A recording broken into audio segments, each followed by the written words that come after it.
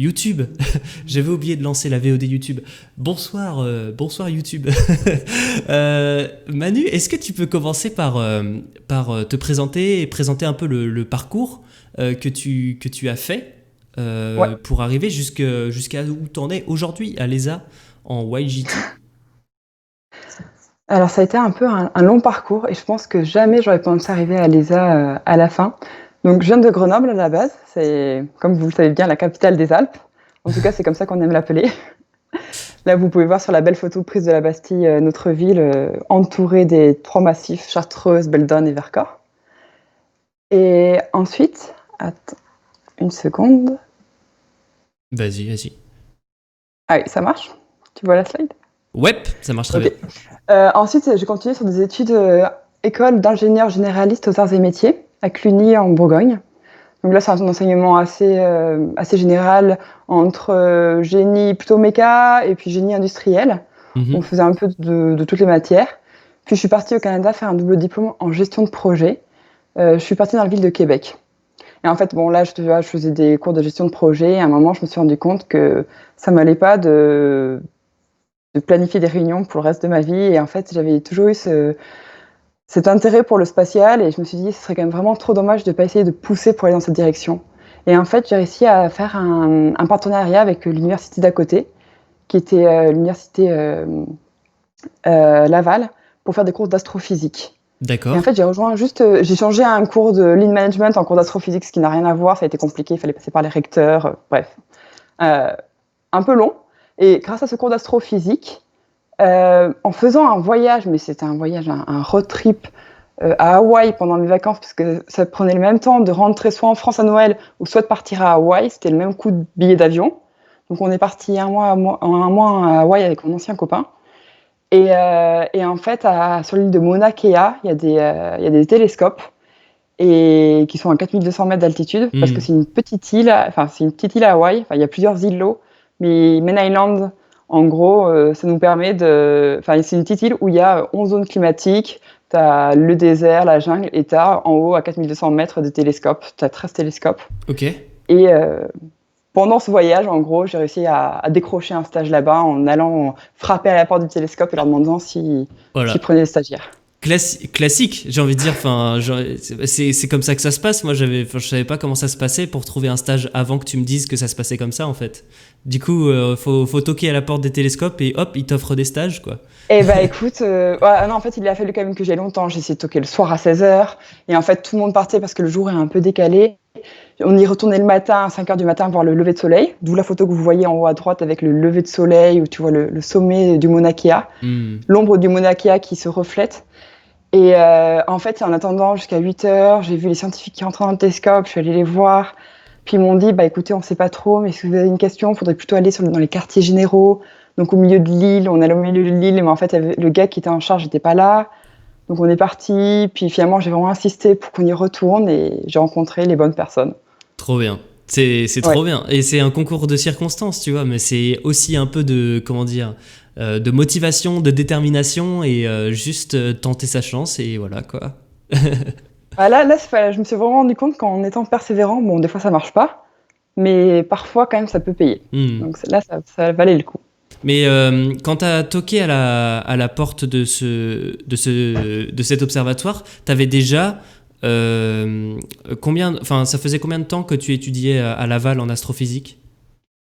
Zéro, j'avais pas encore commencé. T'avais même pas commencé? Ah ouais. J'avais pas commencé. Et puis mon stage, par contre, c'était pas en astrophysique, c'était un stage sur le renouvellement du Canada-France-Hawaii Telescope, qui avait un miroir primaire de 3 mètres. Et c'était pour faire un nouveau projet où le miroir primaire ferait 11 mètres. Donc beaucoup plus gros, il fallait changer le dôme. Enfin, c'était un énorme travail. Hmm. Et donc, du coup, c'était un stage en gestion de projet, mais sur un télescope. D'accord, Et ok. je pense vraiment que sans ces cours d'astrophysique, ils m'auraient pas pris parce que il n'y avait pas Ouais. forcément de lien, alors que là, c'était pour dire, bon, bah voilà, ça m'intéresse, Hmm. je fais de la gestion de projet, vous avez un nouveau projet, est-ce qu'on peut faire quelque chose ensemble? Hmm. Non, mais c'est top, hein, c'est top. Et puis on va le voir ce soir, tout au long de la soirée, mais euh, peu importe quels sont les horizons, les études, les centres d'intérêt, on trouve des moyens de travailler dans le spatial ou d'en faire sa passion parce que c'est très vaste en fait, c'est très large et il y a plein de choses à découvrir, que ce soit voilà, comme tu disais, de la gestion de projet ou des aspects techniques ou des aspects psychologiques ou de la médecine ou plein de trucs quoi. Donc il y a 1000 opportunités pour rejoindre le spatial et il n'y a pas qu'un seul chemin quoi. Ouais, c'est très vrai. Les métiers sont vraiment variés. Et alors, je suis intrigué par ta photo en bas à gauche, du coup, avec la neige. Tu l'avais mise pourquoi, celle-ci? Alors ça, c'était parce que j'étais partie faire mon double diplôme de gestion de projet à Québec. Et c'était typiquement, en fait, c'est à Québec, mais c'était dans l'université de Lévis, qui était de l'autre côté. Donc j'ai pris la photo du côté québécois, et chaque jour, il fallait traverser pour aller à Lévis, qui est la ville qui est en face sur la photo. Mhm. Et des fois en hiver, donc des fois on prenait soit la voiture, ou alors des fois on prenait le bateau qui était plus direct. Mais tu vois, en hiver, tout était gelé, et des fois le bateau pouvait même plus passer. C'était une photo typique de l'hiver québécois. Et là-bas, t'es resté combien de temps, du coup? Je suis restée 1 an et demi. Ok. 1 an et demi au Canada. Et en fait, le stage que j'ai fait à Hawaï, le centre d'études pour le nouveau projet était basé sur l'île de Vancouver. Donc en fait, À l'autre bout, quoi. c'est eux qui m'ont embauché. Donc déjà c'est sympa, ils m'ont payé le billet d'avion entre Québec et Vancouver, Sympa. où j'étais hébergée à Vancouver. Et ensuite, durant le stage, ils m'ont envoyé 2 fois à Hawaï. Donc j'ai fait des allers-retours pour aller voir l'équipe sur le télescope. Trop bien. Et c'est à Hawaï, justement, là c'est la photo en bas à droite, où la 3e fois où j'y suis allée, l'éruption, il y avait une éruption qui était visible, parce que des fois l'éruption n'est pas atteignable, si c'est sur zone accidentée. Et là, on pouvait s'y rendre, et vraiment, mais c'était un champ de lave. Et comme tu vois sur la photo, on dirait que c'est un Photoshop, mais c'en est pas un. Le temps de prendre la photo, fallait vraiment se reculer parce que la lave avançait sur nous. Et Mais c'est ouf une des que... choses, ouais, Badass. C'est juste badass comme photo. c'était assez impressionnant. Voilà. Emmanuel, ça vous place un peu le décor, hein. Et Emmanuel, du coup, qui toque à la porte d'un observatoire pour décrocher un stage dans l'observatoire d'Hawaï, et puis qui se prend en photo devant des coulées de lave. Voilà, vous n'êtes pas au bout de vos surprises, hein. Et c'est que le début, c'est que le début, c'est que le début. Vas-y Manu, tu peux Attends, aller à la slide suivante en si même tu veux. temps, je regarde le chat. Ouais, vas-y, Il y a des vas-y. gens qui traversent l'eau en voiture quand c'est gelé. Ah non, non, non, c'est trop dangereux. Par contre, sur les rivières qui sont gelées, il y a pas mal de monde qui font du ski de fond et des activités. Et tu peux être sûr que tous les lacs se transforment en patinoire pendant Trop l'hiver. stylé, trop Ouais, bien. c'est assez sympa. Tu sais qu'ils avaient Et cette là-bas, tradition aussi aux Pays-Bas où tous les canaux étaient gelés en hiver, mais depuis le réchauffement climatique, ça fait quelques années qu'ils peuvent plus faire leur compétition. Ils avaient une grande compétition nationale de patinage et tout, et annulée à cause du réchauffement climatique. ouais, ouais, malheureusement, enfin, ça se trouve, les Pays-Bas, ce sera pas le seul problème qu'ils auront dû au réchauffement Ouais, non, climatique, c'est comme tous clair, les ouais, autres pays. Ouais, ouais. c'est clair. Manu, je te propose de passer à la slide Oui. suivante du coup. Alors, slide suivante. Donc, il fallait que je fasse 2 stages pendant mon double diplôme. Donc, le premier, c'était à Hawaï, et le deuxième, je l'ai fait au Centre universitaire spatial de Grenoble, où je travaillais aussi en gestion de projet ingénierie système sur le premier CubeSat, AmicalSat, qui va être lancé le 19 juin. Il aurait dû être lancé avant, mais avec le Covid, ça a été retardé. Et en fait, grâce à ces expériences un petit peu donc, dans le spatial, j'ai pu rejoindre le master TAS Astro, que tu connais bien et que plusieurs personnes connectées connaissent bien.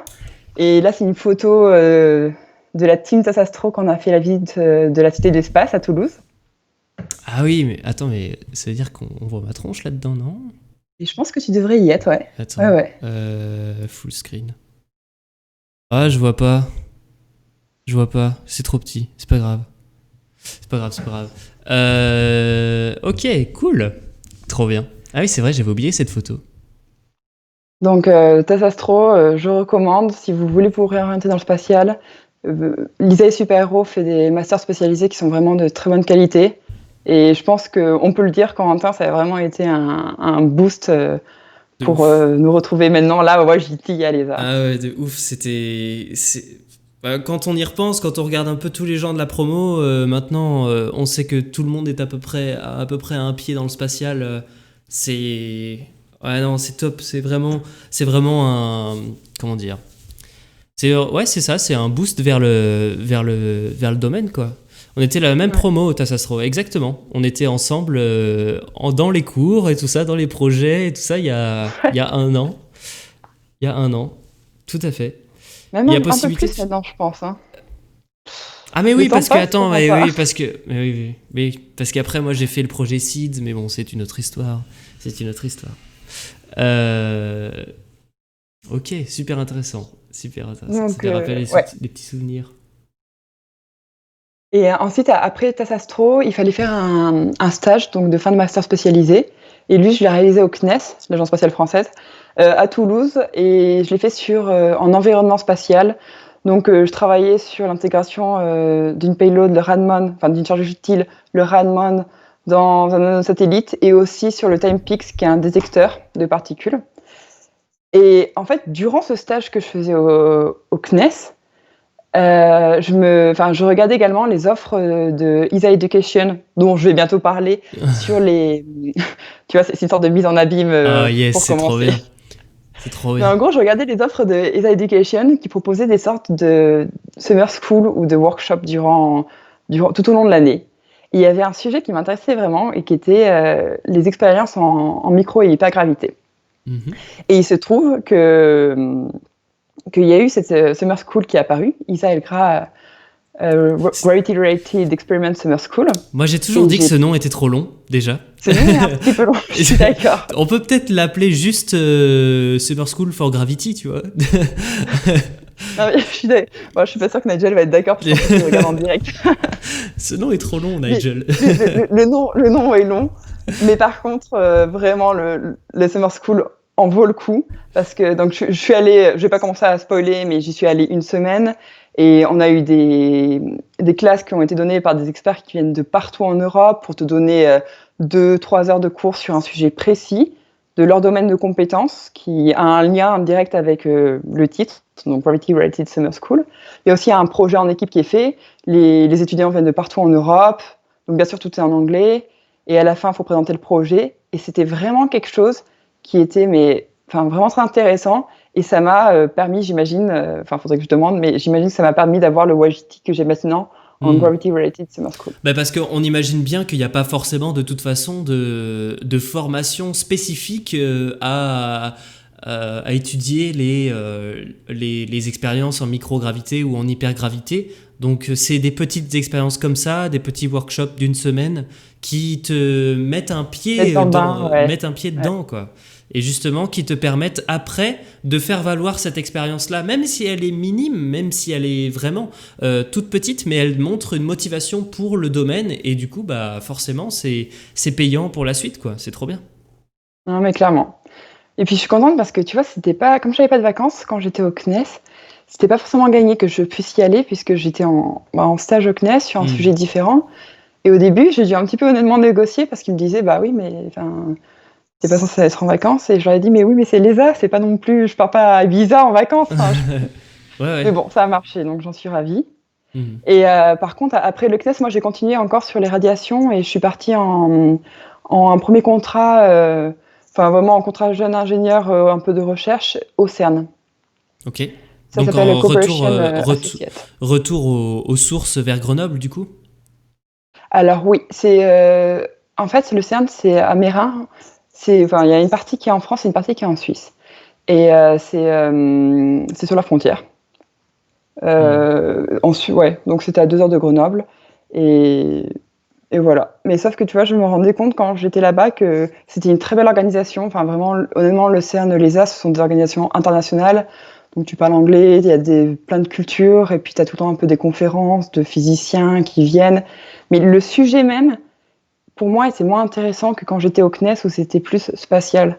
Alors Ouais. que là, c'était vraiment il y avait des conférences sur l'alignement des aimants, il y avait des conférences sur la toute nouvelle particule qu'il fallait trouver, mais il n'y avait pas du tout de conférences sur Gaïa ou Ouais, questions ouais. comme ça. Ouais, ouais. Je vois, je vois. Ok. Et du coup, toi, t'étais persuadé quand même que c'était vraiment le spatial qui t'intéressait, quoi. Ouais, Hmm. ouais, ouais. Donc j'avais quand même eu l'envie de retourner sur un sujet spatial et surtout j'avais très envie de retourner, si c'était possible, sur la question des expériences En micro et hyper pesanteur. En fait, il faut dire pesanteur en français. Hmm. Micro et hyper pesanteur. Ok. Et mais avant d'être prise en YGT, du coup, tu as eu la chance, je vois une belle photo en bas, tu as eu la chance de Oui. voir un autre événement spatial. Alors ça, c'était... là, il fallait que je la mette parce que c'est aussi un point fort dans les choses que j'ai vécues. Ça, c'est lancement Ariane 5. Donc, pour refaire la petite histoire, lorsqu'on était à Super Héros, on avait des projets de groupe. Et il y avait un projet sur lequel sur lequel on a travaillé et qui a été... Attends, je regarde si Pauline réagit. Je l'ai Non, pas vu pas encore encore. réagir.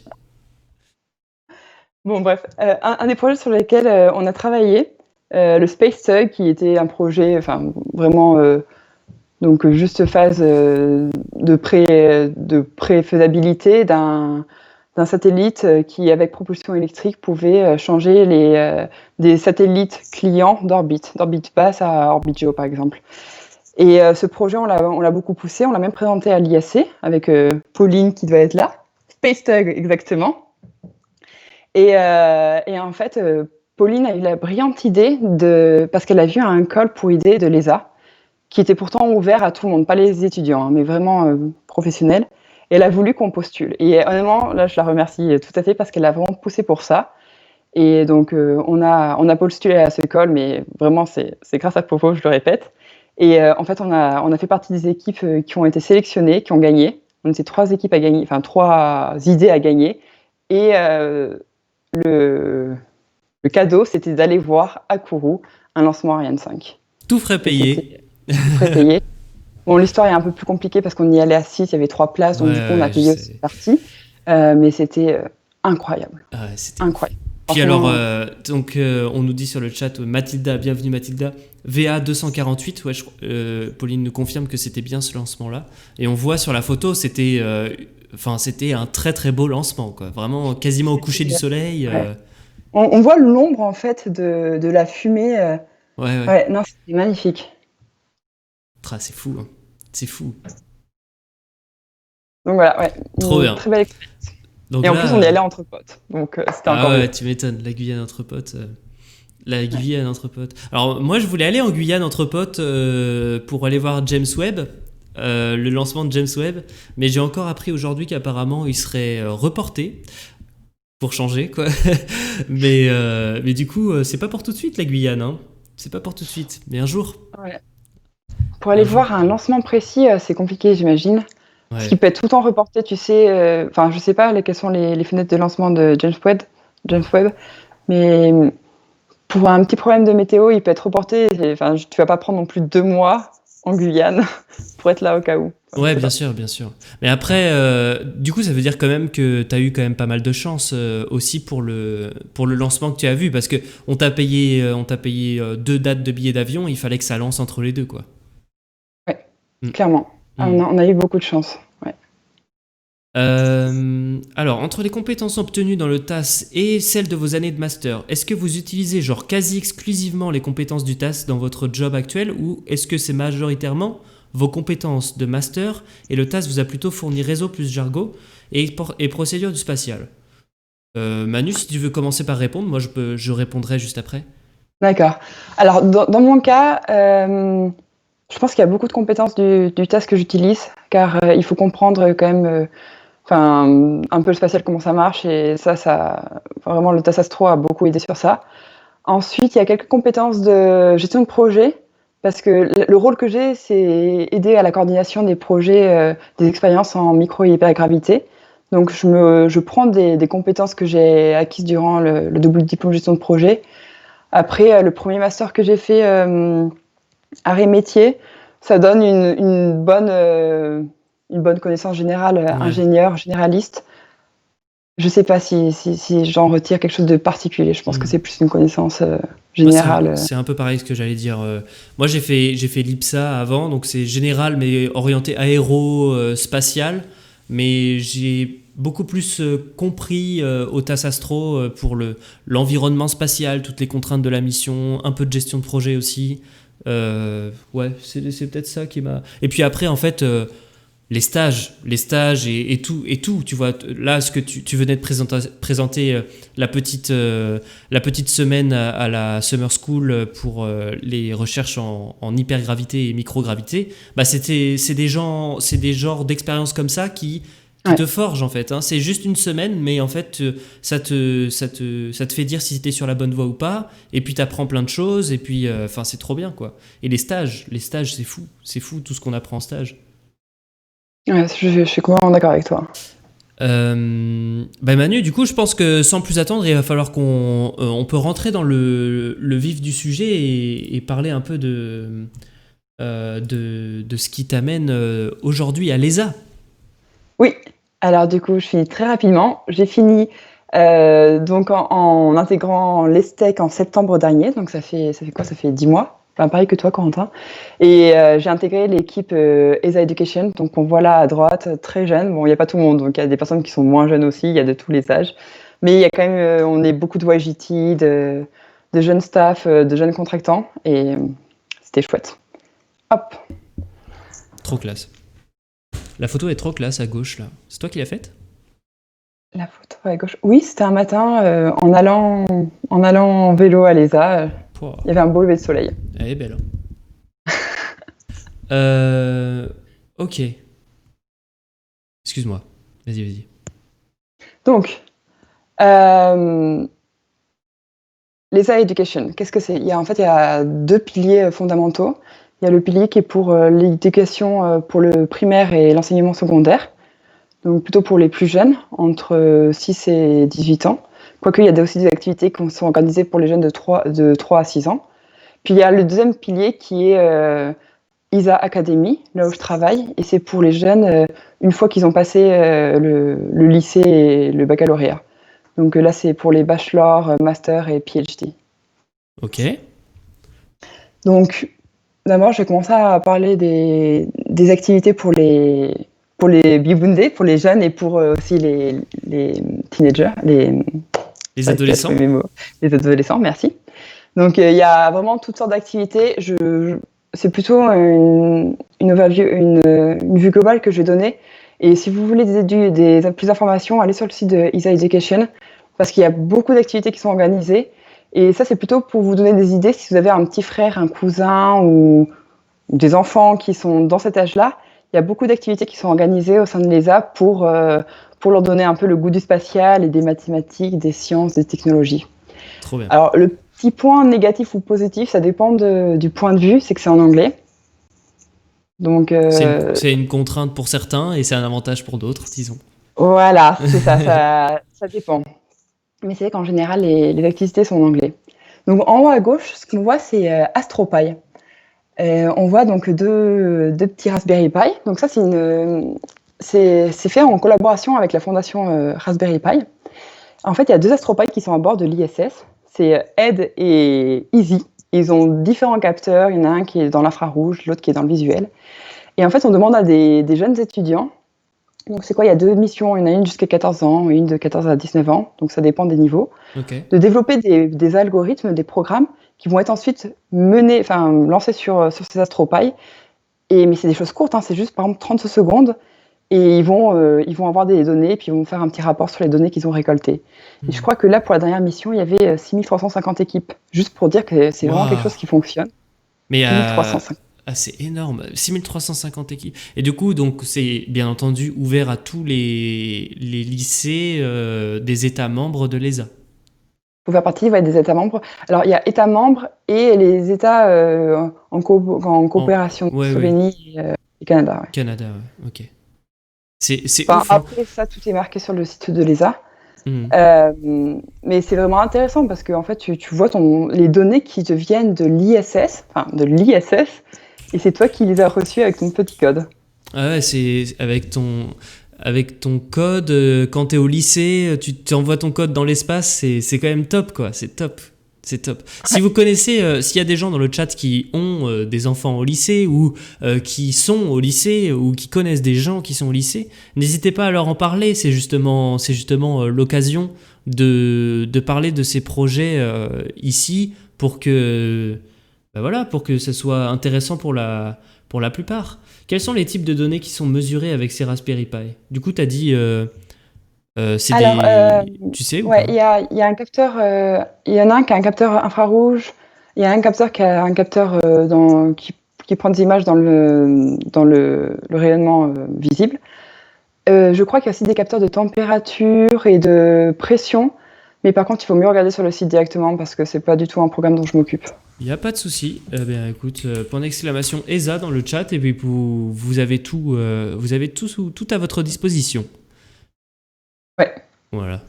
Mais alors, juste pour la petite anecdote, Ouais. je crois que c'était le Raspberry Easy qui devait prendre des images de la Terre, parce qu'ils sont pas censés prendre des images d'astronautes. Il y a un problème de privacy, et tu Mhm. peux pas prendre des images comme ça des astronautes qui sont en train de travailler. Donc, ils prenaient des photos de la Terre, et en fait, il y a un problème parce qu'il y avait le Canadarm qui était juste devant, et ils ont dû Aïe. demander à la NASA de le bouger Ah pour remettre en branle tous les programmes. ah là là. Ça a pris un peu. Ok. Mais ok, ok. Mais tu sais, enfin ils avaient un accès, ils ont une caméra dédiée sur l'ISS vers la Terre du coup. Non, c'était dans le Raspberry Pi Easy. Mais du coup, il était placé dans la cupola qui a. Non, dans une autre, je sais pas, Ok, dans un autre hublot. ok, d'accord. Super Manu, super. Et alors, est-ce que tu veux nous parler un peu de CanSat? C'est intéressant ça aussi, CanSat. Alors, CanSat, ouais, on voit les deux étudiants qui ont un parachute et une petite canette qui est remplie d'on ne sait quoi. Et en fait, CanSat, c'est un programme où les étudiants doivent développer une charge utile un peu similaire à un CubeSat, un petit satellite, dans la mesure où il faut qu'ils mettent plusieurs systèmes de puissance, de télécommunication, des antennes. Il faut vraiment qu'ils arrivent à miniaturiser leur petit système. Et l'objectif, c'est qu'ils le lancent d'une hauteur de plusieurs centaines de mètres, voire de 1 kilomètre de haut. Et durant la redescente, ils doivent prendre des données. Donc il y a il y a deux types de données. Il y a des données de pression et température qui sont obligatoires. Il faut aussi qu'ils lancent une mission, on va dire, qui correspond à leur imagination. Donc, Et il le lance comment? Il le lance depuis un avion? alors non, ça dépend. Ils peuvent le lancer à partir d'un ballon et à partir d'une petite fusée, ça dépend. D'accord, d'accord. Ok. Donc voilà, c'est pour les étudiants de 14 à 20 ans, je crois. Mais en fait, là, tous les programmes dont je parle, je ne pense pas encore à vérifier qu'il y ait des calls ouverts en ce moment. Oui, Alors que mais c'est pas grave, pour c'est tout, important de ouais. savoir que ça existe, tu vois. Mais par contre, c'est important de savoir que c'est ça. Et après, on verra que pour les projets des académies, il y a peut-être des sujets chauds dans l'actualité. Ouais, ouais, des sujets où il faut être dans les starting blocks. Donc ensuite, pour continuer avec des activités, il y a le Moon Camp que vous voyez en bas à gauche. Alors là, c'est en partenariat avec la Fondation Airbus et Zéro, dont je vais parler ensuite. Et en fait, pareil, il y a des différents niveaux en fonction de l'âge des participants. Il faut, avec des outils, des softwares dédiés, ils fassent le design d'une base lunaire. Et du coup, il faut réfléchir à pourquoi est-ce qu'ils mettraient ça là, où est-ce qu'ils la positionneraient, les Hmm. panneaux solaires, quelle forme. Voilà. C'est une première approche pour eux pour réfléchir à ce genre de problème. Ok, super intéressant. Donc ça, c'était Moon Camp. Et enfin, en bas à droite, on voit Climate Detective. Euh, Ça, c'est aussi développé en collaboration avec le réseau E0. Donc, c'est des étudiants qui doivent investiguer et identifier des problèmes dus au changement climatique, mais des problèmes locaux. Et ils font une sorte de campagne par exemple, pour aller sur le terrain, pour prendre des relevés d'eau autour de leur école. Donc, ça se passe en classe. Et ils ont plusieurs points de rencontres de meetings avec des experts. Et ça, par exemple, ça commence en septembre et ça se déroule jusqu'en mai. Et ça fait une vraie sensibilisation pour le changement climatique, justement. D'accord. Et tu sais, tu as un exemple de projet qu'ils font? Non, Ok. je suis désolée. Non, y a pas de souci, pas de souci. On sait où se renseigner, hein. On sait, on connaît le lien maintenant. Et il y avait aussi, par exemple, Mission X, Train Like an Astronaut, où là, c'est toute une plateforme, donc il faut regarder, mais malheureusement, je crois que, enfin, ça se finit ou c'est en train d'être terminé, mais il y a beaucoup de vidéos encore pédagogiques et d'exercices. Et l'objectif, c'est de motiver les jeunes à avoir une vie saine en faisant du sport et en mangeant sainement. Et ça donne également du matériel pédagogique pour des enseignants, pour donner à leur classe. Et c'est marrant parce que tu vois, c'est aussi supporté par des astronautes qui vont faire des vidéos depuis l'ISS, qui vont faire Ah, de la trop bien. promotion de Train Like an Astronaut. Donc Ouais, ça trop bien. Ah, c'est trop bien. ouais. Est-ce que c'est dans ce cadre-là aussi qu'il y a les sessions d'entraînement pour les enseignants? Je sais qu'il y a des enseignants qui vont parfois à Rédu, qui sont invités. C'est dans ce Oui, cadre-là? alors en fait non, ça c'est la formation de professeurs, il y en a plusieurs, il y en a qui sont à Redou, donc à ESSEC Galaxia, qui est le centre pédagogique de l'ESA, Ouais, et il y en a qui sont à l'ESTEC, et en fait c'est des formations, tu as deux types de workshops, tu as les workshops qui sont vraiment robotique et automation, donc là les professeurs vont apprendre des nouveaux outils pour ensuite disséminer dans leur classe. Puis tu as des workshops qui sont ce qu'on appelle Summer School, mhm. Summer Workshop, qui sont plus générales pour avoir une connaissance de l'exploration spatiale et de l'observation de la Terre, par exemple. Et on va leur donner aussi du matériel à ramener pour ensuite, en fait, pour prendre le spatial comme un contexte pour apprendre aux jeunes, Hmm. Les notions. l'amour des maths, des techniques, de la C'est trop technique, bien. des sciences. Ouais. Ouais. Alors, qu'est-ce que Redour, Germain? On va expliquer juste après. Tu vas en savoir plus juste après. On va partir sur l'explication d'ESA Éducation et Ouais. du centre pédagogique de l'ESA dont Emmanuel vient de parler. Donc, reste tout de suite les infos. Euh, Vas-y, Manu, continue si tu veux avancer Oui, sur alors la slide pour finir, suivante. un dernier point, enfin, pour finir sur ce premier pilier de ETA Education qui est pour les plus jeunes enfants, il y a aussi E0. E0, ça veut dire European Space Education Resource Office. Mhm. Et en fait, c'est différents relais de l'ESA qui sont dans plusieurs pays. Je crois qu'actuellement, il y a 15 centres qui sont disséminés. Et en fait, ça fait des relais à l'échelle nationale et régionale. Donc, du coup, parce qu'en fait, on a tous des éducations différentes entre les pays membres. Hmm. Entre l'Allemagne, l'Italie, la France, on n'a pas exactement les mêmes choses qu'on apprend au même moment. Ouais. Et donc, du coup, ça permet en fait de travailler avec les apps, puis j'allais dire, de broadcast, De euh, partager. de partager en fait avec les professeurs pour ensuite que les aider eux à mettre un peu de spatial pour encore une fois intéresser leurs étudiants aux matières scientifiques et technologiques. Super. Et par contre, je crois qu'on n'en a pas encore en France. Ah ouais? Mais, Bah mais ça bon, va venir. Ouais. on a déjà pas mal de choses en France aussi. T'as tous les centres spatiaux universitaires qui font aussi entre guillemets, un peu ce rôle ici d'éducation. Ouais. Je te laisse continuer si tu veux parler de la. Je vois que tu as une slide sur la. Sur la. Voilà, sur le. Comment on appelle ça? Un organigramme? C'est pas un Un organigramme. organigramme, ouais. Bon, écoute, c'est la seule slide que j'ai sans des photos où c'est vraiment un organigramme, donc un peu, un peu moins fun, C'est pas grave, c'est pas grave, hein. ça arrive. Voilà, donc c'est sur cet organigramme, on voit en gros ESA Academy, les choses, les activités que fait ESA Academy. Donc comme je l'ai mentionné tout à l'heure, c'est pour les étudiants qui ont déjà eu leur bachelor et donc du coup ils sont dans les études supérieures. Donc Bachelor, il y a licence du coup chez nous, quoi, c'est ça? licence du coup chez nous. Ouais, c'est vrai que je dis tout le temps bachelor alors que ça peut faire penser au baccalauréat. Donc Ouais, ouais. merci de justifier, ouais, de corriger ça.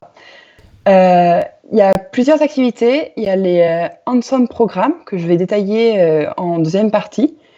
Ensuite, il y a les Training and Learning programmes où il y a des training sessions, mais je vais aussi les détailler dans les slides ensuite. Les Academy sponsor des étudiants pour participer à des conférences. Donc ça, c'est une chose très intéressante à savoir en tant qu'étudiant passionné par le spatial. Et puis, il y a également les facilities. Comment est-ce que tu traduis ça? Les établissements? Les établissements, voilà. comme le Training and Learning Facility, Concurrent Design and CubeSat Support Facility qui sont à ESSEC Galaxia. Et en fait, Redoux, c'est une ville qui est en Belgique. Et à côté de Redoux, il y a un centre qui s'appelle ESSEC Galaxia, où c'est le centre de l'Agence spatiale européenne pour l'enseignement.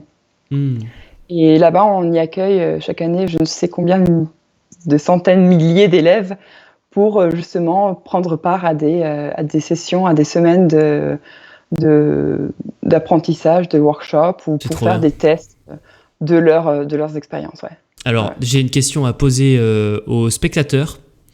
Est-ce que vous, en tant qu'étudiant, ancien étudiant, étudiante, vous avez déjà entendu parler de ces projets-là ? Est-ce que vous avez déjà entendu dans votre lycée ou école que vous pouviez faire ces projets-là ? Et est-ce que vous êtes déjà allé à Redoux pour faire des workshops, pour faire des choses comme ça ? Et ça, je suis vraiment, vraiment curieux de savoir vos réponses. Pas du tout, nous dit Germain. Donc il y a non, nous dit Bob, nope, nope, nope, nope, nope, nope. Ok, non du tout. Est-ce que ça vous aurait plu de savoir ça ?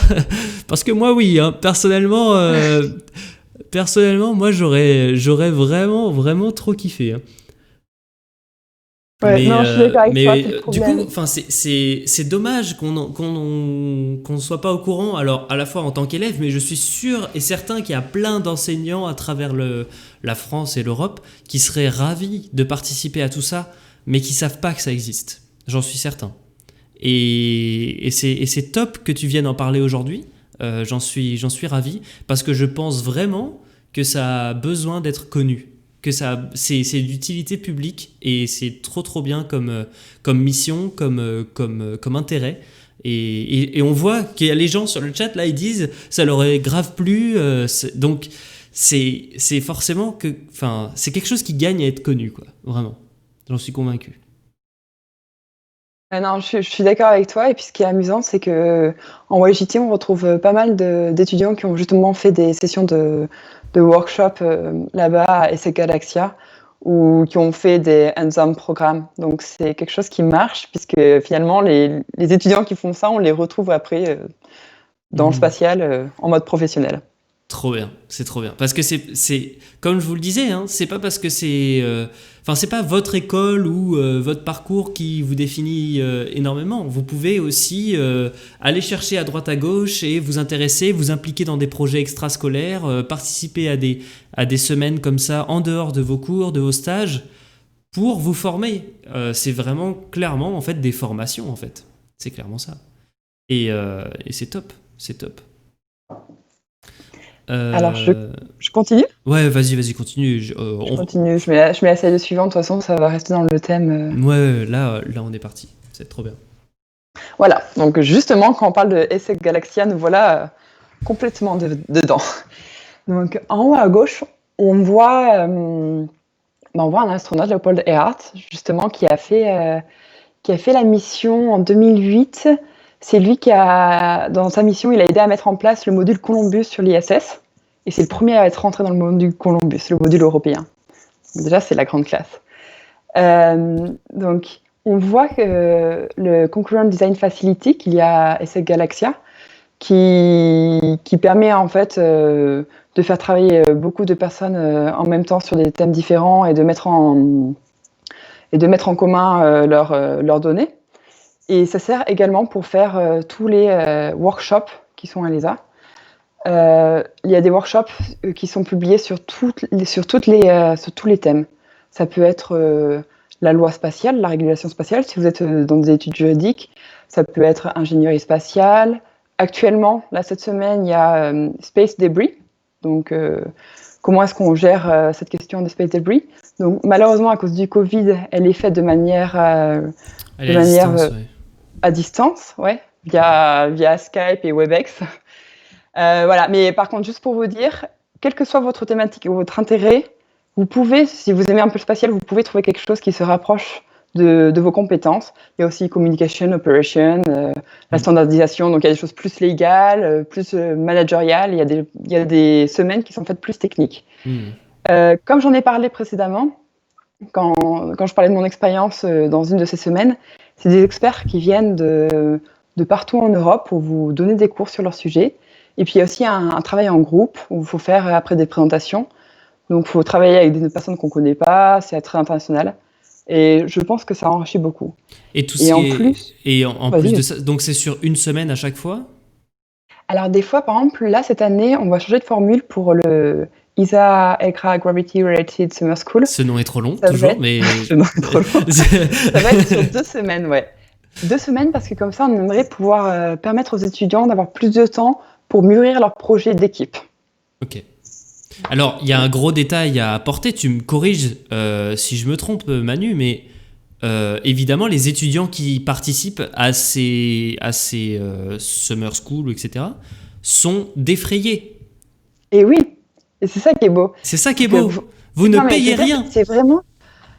Enfin, je sais pas comment dire, mais c'est un cadeau offert par l'ESA aux étudiants. C'est ça. Et c'est dommage que ce soit pas plus connu parce que vraiment, vous ne payez rien.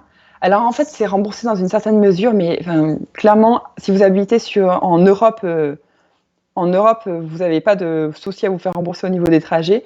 C'est plutôt si vous habitez au Canada, où maintenant ils ont une nouvelle politique, où ils remboursent par échelon, parce que ça peut être plus cher de venir forcément du Canada. Bien sûr, ouais. Mais vous êtes nourri, logé, et vraiment nourri vraiment très bien. Logé juste à côté, on vous prend le matin, on vous dit rendez-vous à 8h30, on prend un bus, on vous emmène. Vous avez une journée mais qui est super bien planifiée, tout s'enchaîne, tout est fluide. Il y a des coffee breaks quand il faut Même pour la un peu bouffe, se reposer. tout, Écoute, même la bouffe, tout, tout, tout, tout est tout. payé. C'est Tout est gratuit. payé et vous êtes Genre même formé. votre avion, votre train, on vous paye tout pour y aller, c'est gratuit. Et depuis la Guyane, nous dit Mathilda. Alors je ne sais pas. Puis la Il y a peut-être l'astérix en bas de la page qui te dit voir les modalités, je sais pas quoi, mais Bah, en fait, depuis la Guyane, alors je connais pas les seuils, mais par exemple, en gros, on va dire jusqu'à 280 €. Là, j'invente. Hein.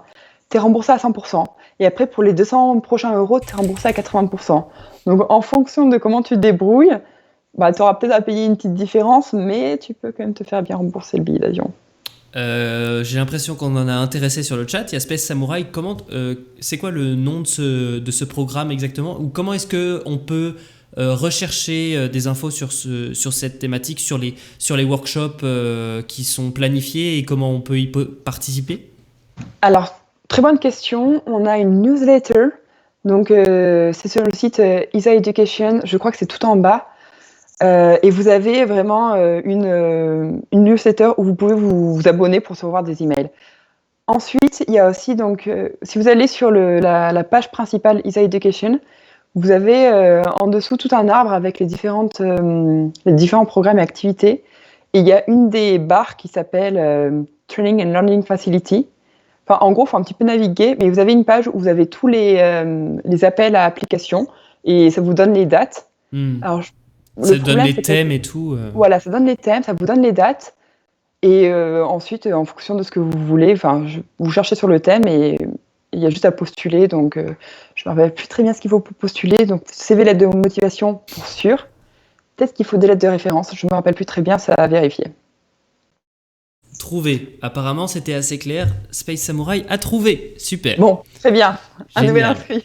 Il y a beaucoup de gens qui regrettent de plus être encore étudiants et qui auraient bien aimé connaître ça avant. Et Bon, bah, dites-le à vos petits frères, petites sœurs. voilà, Enfants, exactement. Parlez-en cousins. autour de vous. Parlez-en autour de vous. Ou alors recommencez, faites un PhD. Faites une thèse et maintenant vous pouvez vous inscrire. Le point, donc il faut être étudiant, il faut avoir moins de 32 ans. Il faut être parti, faut avoir la citoyenneté et être en études dans un des pays États membres, au Canada ou Slovénie. Ok, très bien, Voilà. compris. Le problème, c'est que des fois, on reçoit des applications d'étudiants qui ont 35 ans. Là, Mais ouais, ça passe pas. Ouais. éligible. Ouais, il y avait une limite d'âge. Bon, et à droite, ce qu'on voit, c'est des conférences. Des conférences, parce qu'en fait, l'ESA sponsor également des étudiants pour participer à des conférences et présenter leurs projets, leurs travaux. Donc, en haut à droite, ce que vous voyez, c'est un symposium sur les activités pédagogiques qui sont reliées au spatial. Je crois qu'il y en a eu 3 actuellement, une en Italie, une à Budapest et une à Leicester. Et la prochaine aura lieu au printemps 2021. Et il y a... Ah, j'ai perdu le... Ouais. Et il y a un appel pour les universités qui est actuellement lancé, puisque l'ESA supporte également les universités pour héberger la conférence. Donc voilà, il y a 200 participants. Mhm. C'est toujours bon à savoir et on sponsor des étudiants pour aller là-bas. Super. On sponsor aussi des étudiants pour aller dans d'autres types de conférences comme l'IAC. Donc là, c'est une photo de l'IAC en Allemagne, à Bremen. À Brême, tout à fait. Ouais, où j'ai eu la chance de participer. Et moi aussi, on y était. Et toi aussi, beaucoup de gens de SAS Astro, de Beaucoup notre de gens. promo d'ailleurs. Oui, c'était top. Voilà, et ça vaut le coup. Et donc quand tu dis sponsorisé, c'est-à-dire vous défrayez le voyage, qu'est-ce que... Il y a un montant max. Ok. Bon, je connais pas par cœur, mais voilà, c'est bien défrayé. Excuse-moi, je suis un tout petit peu perturbée parce que j'ai perdu le chat. Bah, prends le temps de le reprendre, il n'y a pas de souci. Je vais parler un peu avec le chat, aucun problème. Germain qui nous dit il faut streamer ses conférences. Ah bah ce serait le top. Hein. Stream depuis l'IAC Paris 2022. Vous l'aurez entendu pour la première fois ici. Mais ouais, ce serait trop cool. J'aurais trop envie de faire ça, bien sûr. Bien sûr. Stream depuis l'IAC. Parce que vous savez, l'IAC c'est donc un grand congrès, le plus grand congrès spatial du monde, qui est très orienté autour du réseau, networking. C'est pas mal de... C'est un peu... Comment est-ce qu'on pourrait le comparer? On pourrait le dire, si vous connaissez la Comic-Con ou la Paris Games Week du spatial, en fait. C'est un peu ça. Et du coup, vous avez des grosses conférences de la NASA, de SpaceX, de l'ESA. Et c'est l'occasion aussi pour beaucoup de jeunes et d'étudiants de présenter leurs travaux ou des choses comme ça. Et donc c'est super cool comme événement, il y a plein d'événements en parallèle, il y a plein de trucs. Et ça se passe chaque année dans une ville différente dans le monde. Donc cette année ça devait être à Dubaï, mais ça a été annulé pour cause de Covid. Et ça sera reporté donc à Dubaï l'année prochaine. Et dans 2 ans, du coup, à Paris en 2022. Et ça, moi, j'y serai, hein, ça c'est sûr. Ouais. J'ai pas trop envie de me déplacer jusqu'à Dubaï pour ça, mais à Paris, comme c'est proche et tout, ouais, ça, j'aimerais bien y aller. Ouais. Ouais, merci Pauline pour le lien sur le chat si vous voulez des infos sur l'IAC. L'IAC 2021 est gratuite et sera en ligne, tout à fait. Merci Maltergate, c'est vrai. C'est l'IAC centré sur la cybersécurité. Intéressant. Ouais, il y aura aussi une édition web, tout à fait. Merci Lorenzo. Exactement. IAC 2020, tout à fait. Maltergate, c'est 2020. C'est cette année. C'est cette année. Manu, si tu nous as retrouvés. C'est bon, je vous ai retrouvé. Désolée Excellent. pour la petite interruption. Pas de souci.